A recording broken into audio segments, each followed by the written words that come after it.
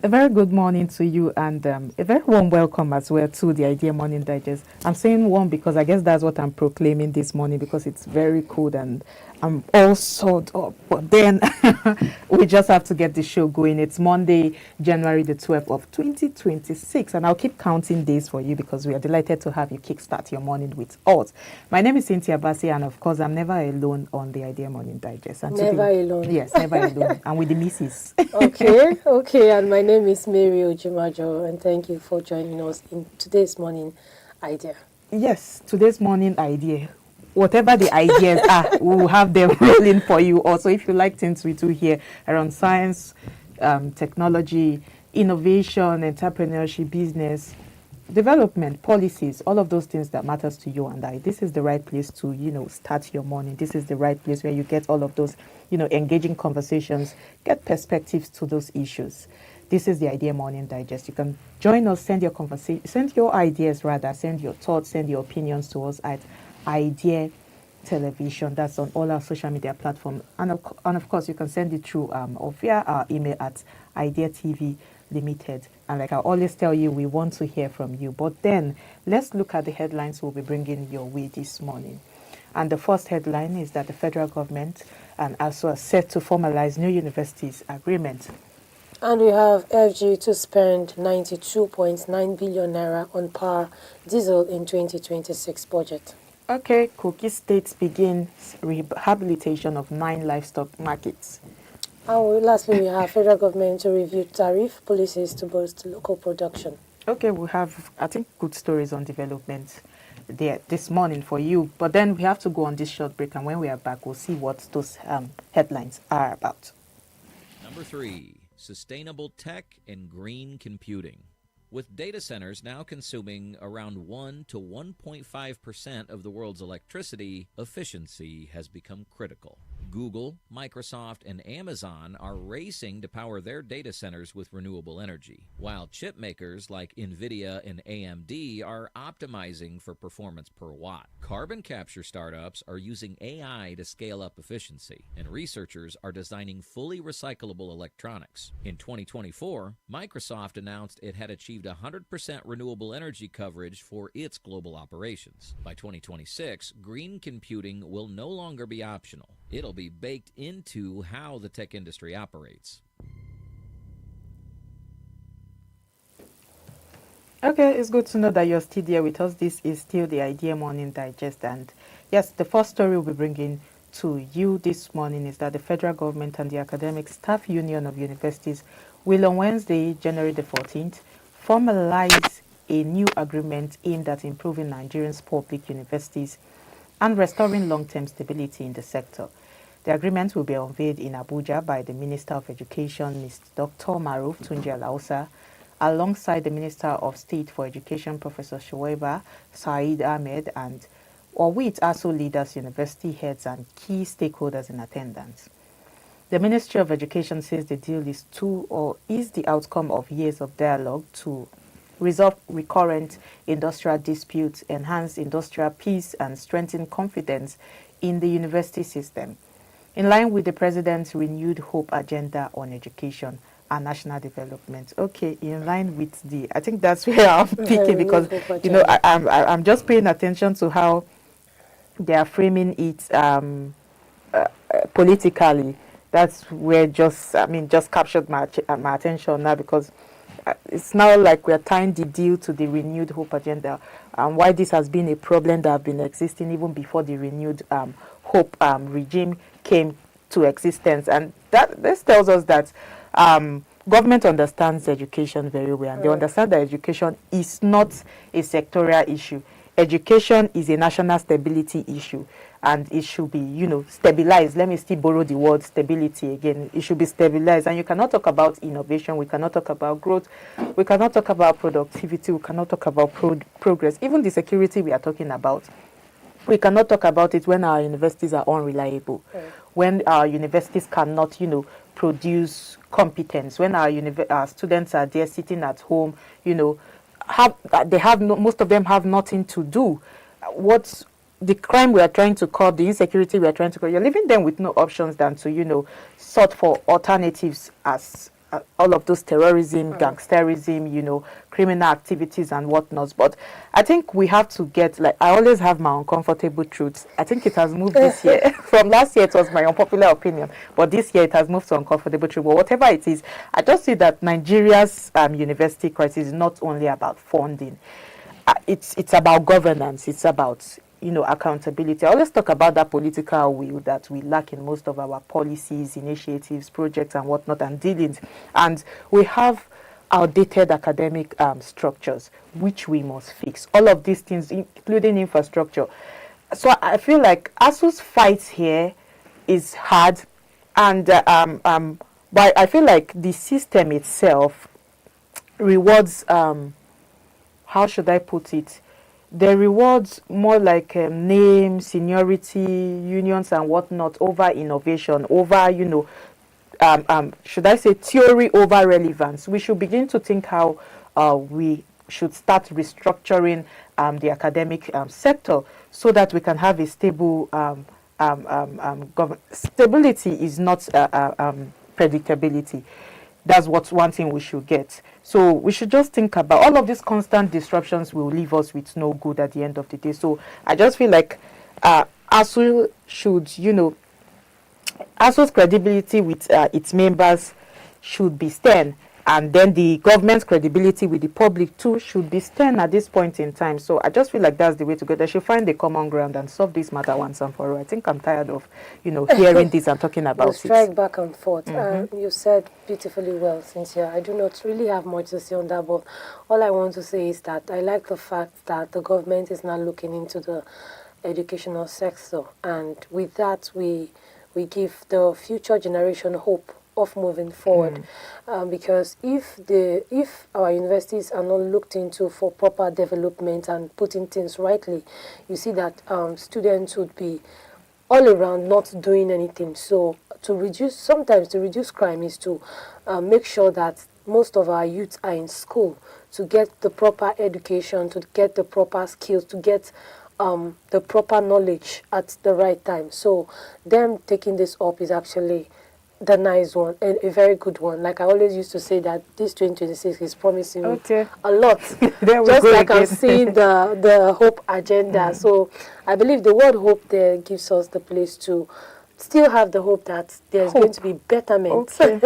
Looking forward. So we are. Well, I've been hoping for a very long time with when it comes to education. So I wonder how long we can, you know, how long we can sustain this hope. But then, just like you said that you are actually tired of the strike back and forth. Yes. But let's move to the next. All right.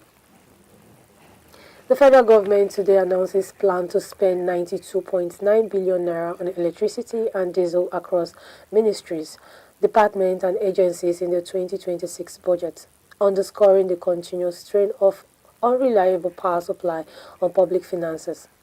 Budget figures shows the largest allocations go to defense, health and education, driven by the energy needs of military facilities. Teaching hospitals and federal schools, with many MDs, are also budgeting heavily for diesel to run generators and persistent grid instability. The spending highlights ongoing challenges in Nigeria's power sector as government institutions continue to plan for power shortfalls despite years of reforms missed at improving electricity generation, transmission, and distribution. It's actually a big one there. Very, very big one. So many questions. Okay. So many and questions. Saying that the spending it's even an embarrassing one, not just a big one. The spending is highlighting ongoing challenges in Nigeria's power sector. It should be looked into because there was a time when they made an announcement that our national grid collapsed and we were in total darkness, and some people were not even finding it funny. I won't say this season it's actually cool for me.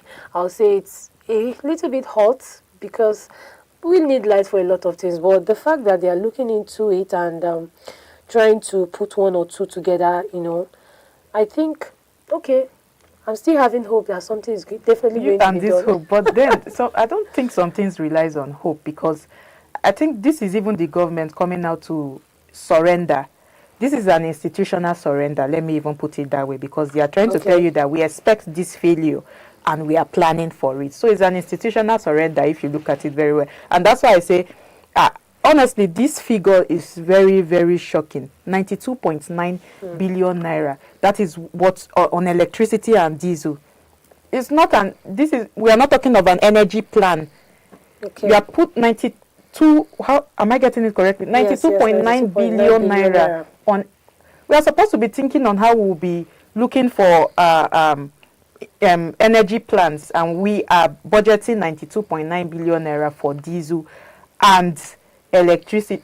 I mean, it's very embarrassing, like I said before. It is very embarrassing because it tells clearly that even the government itself does not trust the national grids if it fails. That's why we are planning options. It doesn't make any sense. Think about it. Ministries, hospitals, like it is mentioned here, federal schools, institutions, you know, all of these people, you are telling me that all of these institutions closest to power policy are budgeting heavily for diesel, they are budgeting heavily for, you know, I think what hopes does the average Nigerians now have? If hospitals, if all of these organized bodies are budgeting for alternative in case there is power failure. So what is left of the common man in Nigeria? It's what worries me most is not even the money. It's the fact that we have normalized inefficiency in Nigeria, and it's a problem. We have not just normalized inefficiency, we have even seen it as a status kind of thing, like it's as if it's even a bragging right if you can afford fuel, if you can afford diesel, if you can, you have a lister in your house, you have a this, then you are. I mean, this is not what we should be talking about in 2026. Diesel has quietly become more like a line item we no longer question, and it's a problem. And we're talking about moving to clean energy. We're complaining about climate change. Coming to work this morning, everywhere is so hazy, and I could hardly breathe. Nobody is even asking why defense facilities, why teaching hospitals, why schools, universities that should be churning out innovative ideas is depending on diesel, when we should be thinking about transitioning to solar or all of those, you know, embedded power solutions. This is not the way to go, Nigeria. And I feel like government diesel spending is one of the, should I say, quiet drivers of waste in Nigeria. And we are talking about how we are going to turn waste into, how do they even call that? How do they even speak those? Their recycling, waste to, is it waste to wealth? Exactly, waste to wealth. And, you know, I mean, all of these things, I think it's out of mismanagement, you know, and they are I think they are prone to inflation, because once diesel is involved, accountability usually, you know, exits rather the room. So I feel like we should, I don't know why Nigeria, our reforms need. I think it's the point where you say you're tired I mean, reforms need to be, why we discuss reforms actually, why we discuss reforms, we just need to see that our budget tells a different story this time around. Not that we'll be budgeting for things that do not really, we need budget for education. We need budget for research facilities. We need budget for development. And we are talking about budget for lapses, inefficiencies. When something fails, what is the alternative? This is not the way to go. But then, if I continue to talk on Nigeria's issues, I will remain here. So let me move to the next story. I hope this one is good. The KOGI state government has today commenced the rehabilitation and upgrade of 9 livestock markets across the states under the Livestock Productivity and Resilience Support Project. The project was officially flagged off at the Okumi Livestock Market in Lokoja, marking the handover of sites to the contractor and the start of construction work. The Commissioner for Livestock Development, Dr. Olufemi Bolarin, said the initiative reflects Governor Ahmed Ododo's commitment to strengthening the livestock sector, improving security and boosting economic activities. The state project coordinator, Mr. Abdulkabir Otaru, confirmed that the World Bank approved project will cover 1 livestock market in each federal constituency, including Okene, Ankpa, Kaba, and Egbe. The markets will be upgraded with modern facilities such as veterinary clinics, water and sanitation, solar lighting, and security posts, with completion expected within 6 to 12 months. Community leaders and market associations have pledged support to ensure smooth execution, proper use, and long-term sustainability of the project. I think this is very important. I find it's quite important, and even if it doesn't kind of scream for our attention that much, but I think it is very important because livestock markets are very, very important, and I'll still use the word important. And we're not just talking about animals here, we're talking about food security, we're talking about our livelihoods as a whole, we're talking about development, we're even talking about security there, as it is clearly stated in the news, because many conflicts in Nigeria, especially farmer header clashes, start from poorly regulated livestock systems.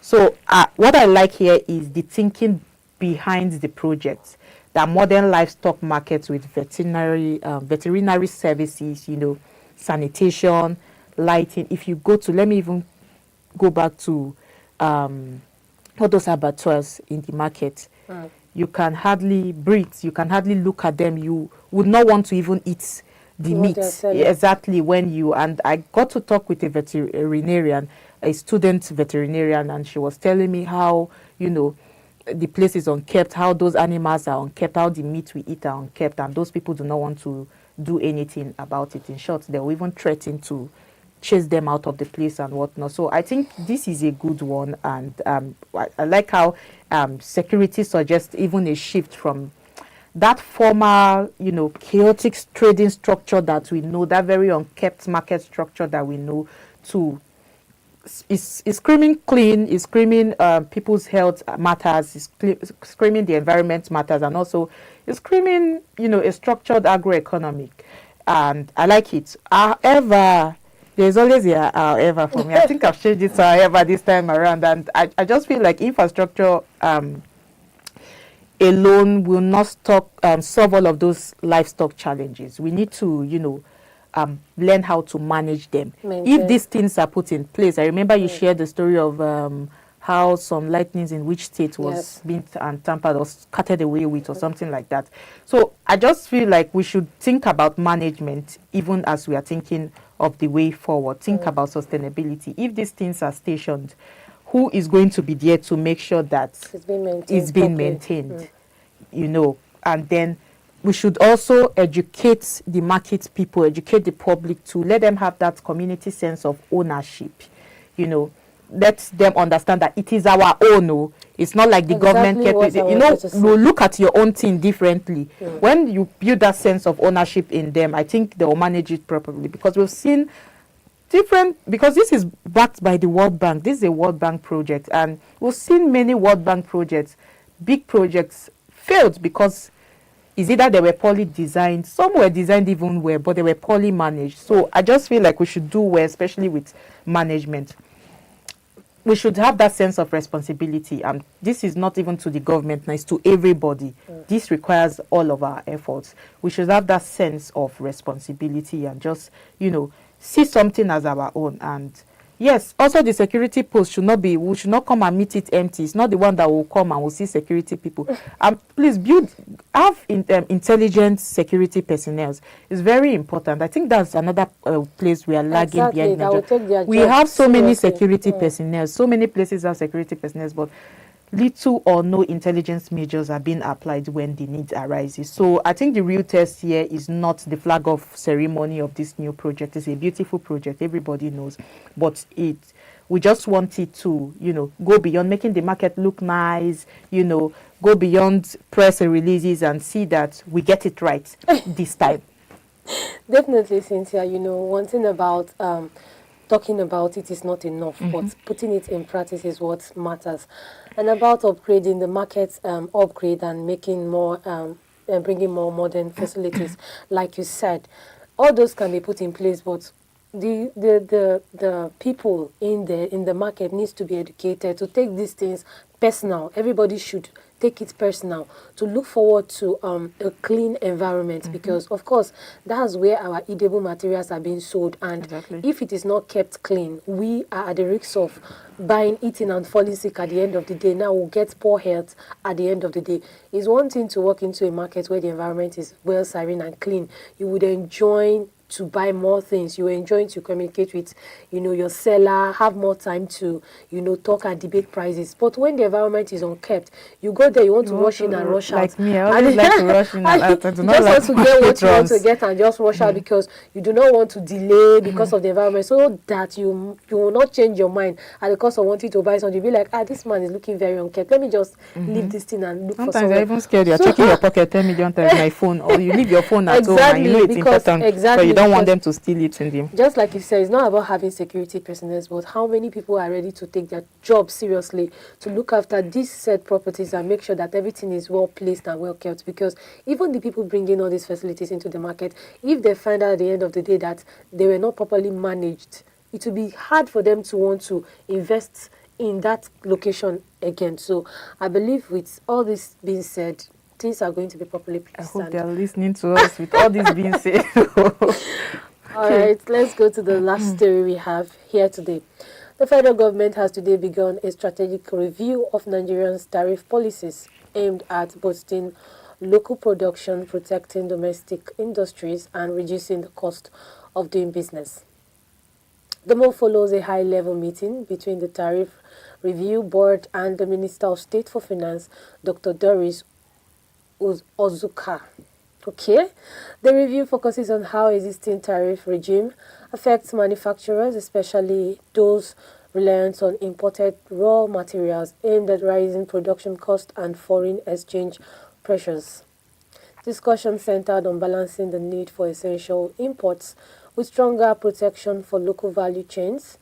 Dr. Uzuka said the review is part of the government's industrialization drive, stressing that tariffs must support productivity, jobs, and competitiveness. She added that decision will be data-driven to attract investment, unlock industrial capacity, and build a more resilient Nigeria economy. Fantastic.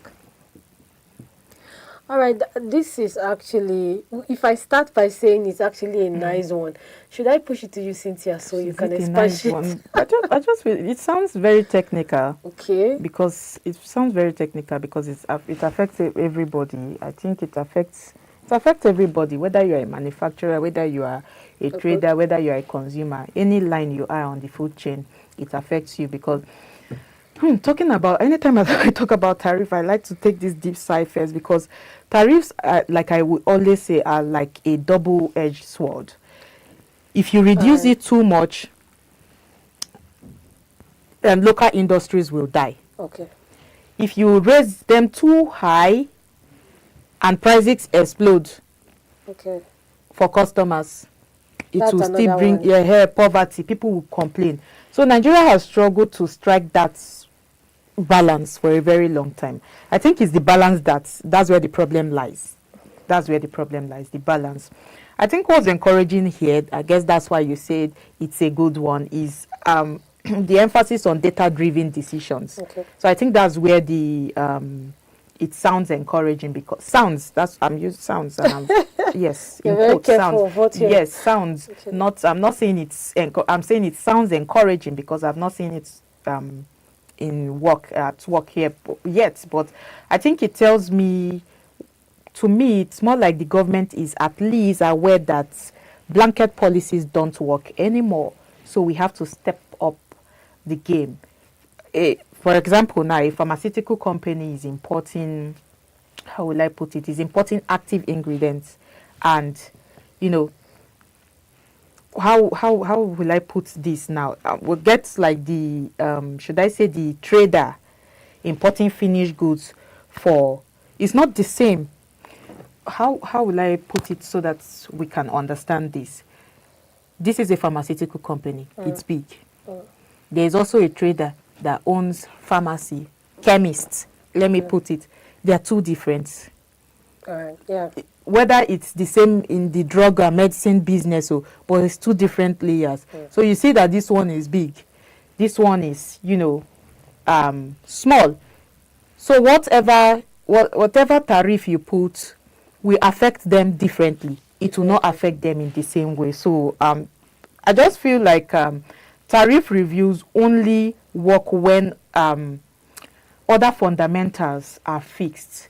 When I mean other fundamentals, we understand when infrastructural facilities are put in place, when there are responsive public services, you know, like power, like transport, all of our foreign exchange, you know, is stabilized to an extent, you know, there's access to credit facilities, especially for farmers.